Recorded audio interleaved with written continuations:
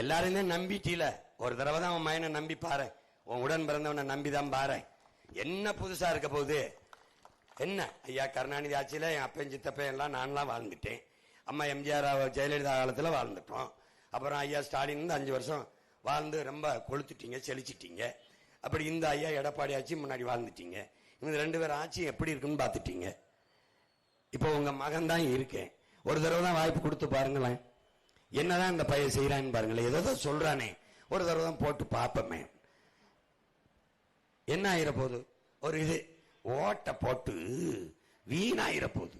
60 வருஷமா அவங்களுக்கு போட்டு நாட்டை வீணாக்கி விட்டு ஒரு ஓட்டு வீணாய்ப்பு இருக்குன்னு கவலைப்படுறது. அப்புறம் ஜெயிக்கிற பக்கம் போட்டுருவோம். திருட்டு பைய ஜெயிக்கிறான்னா அவனுக்கு போட்டுருவியா?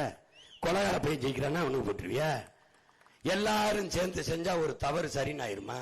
இது என்ன பைத்தியகாரத்தனமான முடிவு? எளிதானதை செய்யாதே, சரியானதை செய்.